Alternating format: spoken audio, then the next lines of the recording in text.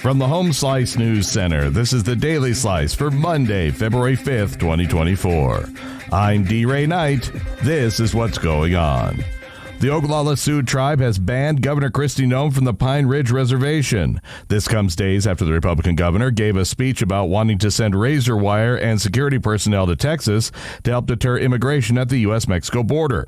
The tribe's president, Frank Starr, comes out, says he was deeply offended when Noem said a gang called the Ghost Dancers is murdering people on the Pine Ridge Reservation and is affiliated with border-crossing cartels. He says Ghost Dance is a sacred ceremony and was referenced with blatant disrespect. A man was shot and killed late Friday morning on Haynes Avenue. Amy Rose has the story. Rapid City Police say a man died after a shooting at the Family Dollar on Haynes Avenue.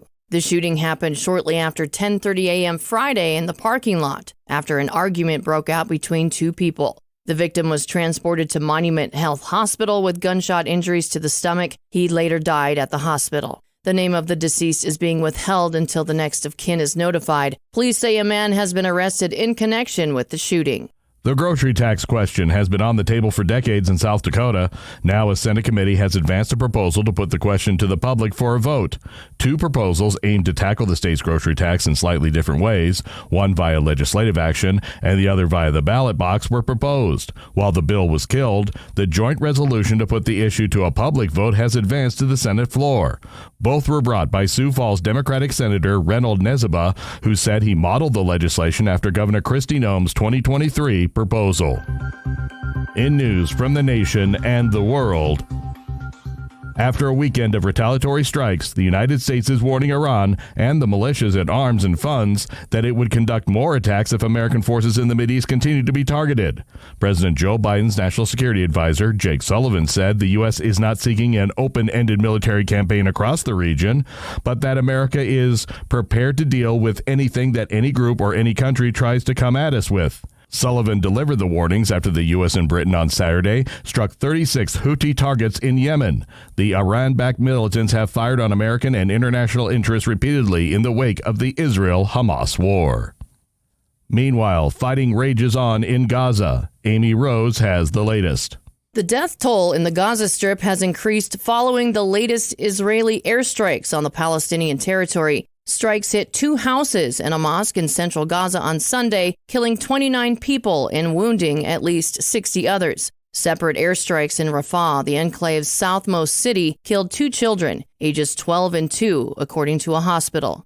Israel's military said it raided the headquarters of Hamas brigade in the southern city of Khan Yunis and found what it called training materials for the October 7th attack in southern Israel that killed about 1,200 people, mostly civilians. U.S. Secretary of State Antony Blinken is returning to the region beginning Monday in Saudi Arabia. He also has stops scheduled in Egypt, Qatar, Israel, and the West Bank this week. Senators have released a highly anticipated bill that pairs border enforcement policy with wartime aid for Ukraine and Israel. It's already running into opposition in the House. The bill is a long-shot effort to overcome skepticism from Republicans, including House Speaker Mike Johnson. The $118 billion proposal is the best chance for President Joe Biden to resupply Ukraine with wartime aid, but Johnson said the bill won't succeed in the House. Your weather forecast from the Home Slice Weather Center. Partly cloudy and a high of 58. Low tonight, 37.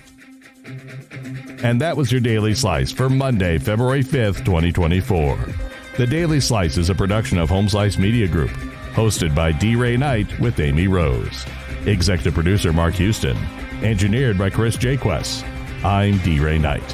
Have a great day.